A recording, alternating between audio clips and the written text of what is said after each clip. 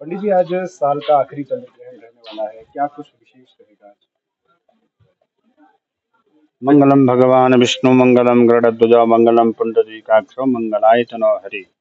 सबके जीवन में मंगलमय हो और कोई भी कष्ट व्याधि किसी के जीवन में न आए, ऐसा ही हमारा जीवन बना रहे। जैसे कि आपको विदित है कि आज चंद्र ग्रहण है और ज्योतिष शास्त्र के अनुसार जब चंद्र ग्रहण पड़ता है तो हमारे पूरे जीवन पर इसका असर पड़ता है। और ये जो चंद्र ग्रहण है खंड का चंद्र ग्रहण है। मात्र जब चंद्रमा पूर्णमासी को पूर्ण रूप में रहता है तो उसका मात्र 10 और 15% के बीच ये ग्रहण पड़ा रहेगा। छाया एक तरह से थोड़ा छाया पड़ेगी चंद्रमा पे, लेकिन इसका जो प्रभाव रहेगा पूरे विश्व पटल पर पड़ेगा। भारतवर्ष से लेकर के आपके जापान, चाइना, आपके मध्य एशिया, अमेरिका, यूरोप, इन सब कंट्रियों में इसका प्रभाव पड़ेगा। और इसका जो ग्रहण का जो समय है मध्य रात्रि 1:05 से लेकर के 2:23 तक रहेगा। और इस ग्रहण में इसका सूतक 9 घंटे पहले लग जाता है। और 9 घंटे पहले लग जाएगा तो इसका तात्पर्य है कि 4:05 से सायंकाल में शाम को 4:05 से इसका सूतक प्रारंभ हो जाएगा।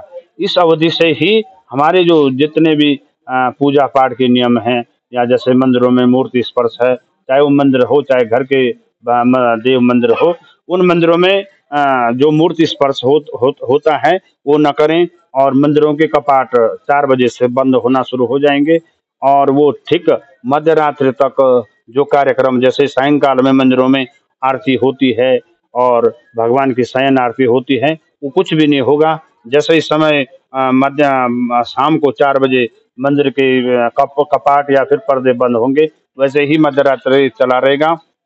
उसके बाद 2:30 बजे के बाद स्नान कोई लोग 2:30 बजे करें, नहीं तो 3 बजे के बाद ब्रह्म मुहूर्त शुरू हो जाता है। 3 बजे के बाद स्नान करें, भगवान का भी स्नान कराएं और तत्पश्चात भगवान को भोग लगा करके स्वयं भी भोजन करें।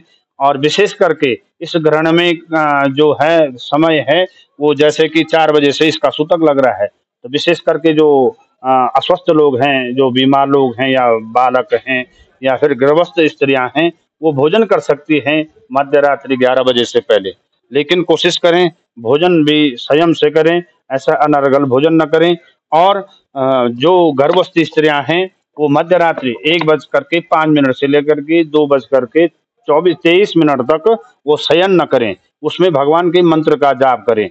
और ग्रहण काल में कहा गया है कि दान का बहुत बड़ा महत्व होता है। इसमें दान, जैसे कि चंद्र ग्रहण है तो इसमें चावलों का दान, गुड़ का दान और साथ में तेल और अन्य वस्तुओं का जो भी आप जिसकी जो राशियां हैं, जैसे कि ये नक्ष जो चंद्र ग्रहण है वो मेष राशि पे और अश्विनी नक्षत्र पे पड़ रहा है।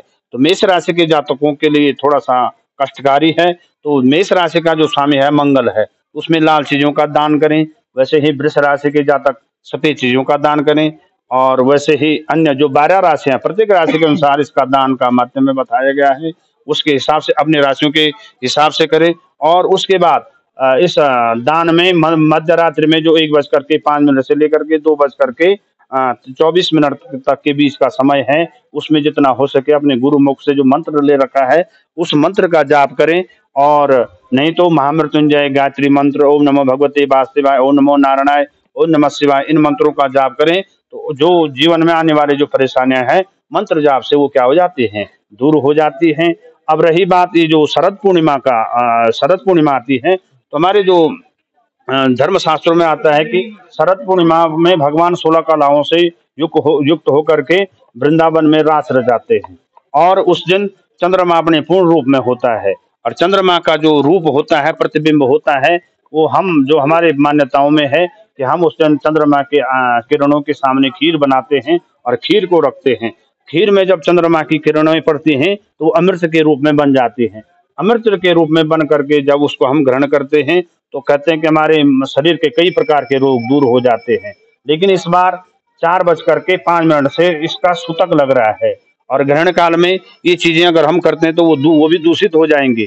इसलिए सभी जो सनातन धर्म को मानने वाले लोग हैं और जो इस वैदिक ज्योतिष शास्त्र को मानने वाले लोग हैं, वो इस बार जो शरद पूर्णिमा की जो खीर है, जिसे अमृत बेला में कहते हैं, उसको न रखें, उसके बजाय मंत्र जाप करें, दान पुण्य का कार्य करें, तो उनके लिए ज़्यादा फलित होगा।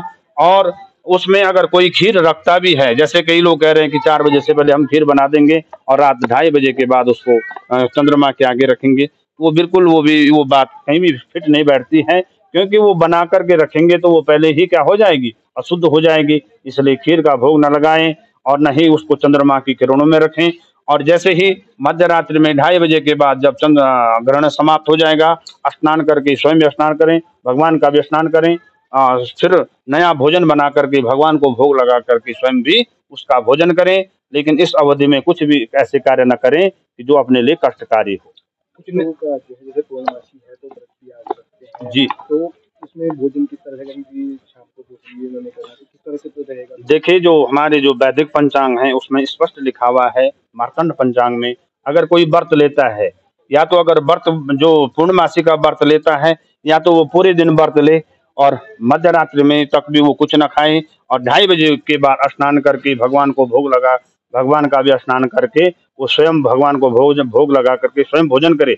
लेकिन इतनी लंबी अवधि तक अगर कोई व्रत नहीं रख सकता है, वो 4 बजे से पहले अपना व्रत खोल सकता है और व्रत खोल करके सबसे पहले भगवान को भोग लगा करके स्वयं भी भोजन करें। लेकिन 4 बजे से लेकर के वो 2:30 बजे के बीच कुछ भी भोजन न करें, जलपान ग्रहण न करें, तभी जाकर के उसको इस पूर्णमासी के व्रत का फल प्राप्त होगा। और बिल्कुल जैसे कि आप लोगों ने भी सुना होगा कि जब हम कभी व्रत लेते हैं तो सायंकाल में सूर्यास्त से पहले हम व्रत को खोल देते हैं। तो कभी कभी जब ऐसी समस्या आ जाती है तो उसमें कोई वो नहीं है कि हम 4 बजे से पहले जब व्रत खोलेंगे तो उसमें कोई भी वो नहीं है, अनुचित नहीं है। तो 4 बजे से पहले व्रत खोल दें। और इस समय जिन लोगों ने पूर्णमासी का व्रत रखा हुआ है, वो पूर्णमासी का व्रत 4 बजे से पहले खोले। और चंद्रमा को अर्घ देने की जहाँ तक बात है, तो कोशिश करें उस दिन चंद्रमा को अर्घ न दें, मानसिक रूप से चंद्रमा का ध्यान करें, तो उससे भी हमको पूरी पूर्णमासी के व्रत का फल प्राप्त हो जाएगा। कितने वर्षों के बाद ऐसा हुआ है कि पूर्णिमा भी आई है और इसके अलावा ये 9 वर्ष के बाद, ये 2011 में भी ऐसी स्थिति थी। इसमें रात्रि को 1:05 से लग रहा है। 2011 में वो कम से कम शाम को 6 बजे के करीब वो ग्रहण था। इसलिए 9 वर्ष पहले भी ये समस्या आई थी और ये ठीक 9 वर्ष बाद ऐसी समस्या आई है। इसलिए इसमें कोशिश करें, मंत्र जाप करें और जितना हो सके अपने हाथ से दान पुण्य का करें।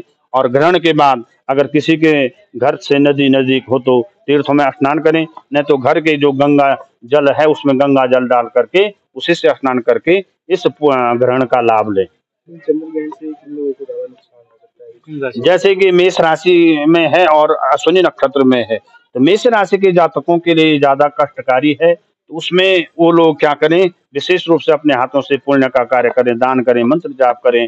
और प्रत्येक राशि, ग्रहण का प्रभाव प्रत्येक राशि पे पड़ता है, तो प्रत्येक राशि के जातकों के लिए अपनी राशि के अनुसार, जैसे कि मेष राशि का स्वामी मंगल है, उसमें लाल चीजों का दान करें।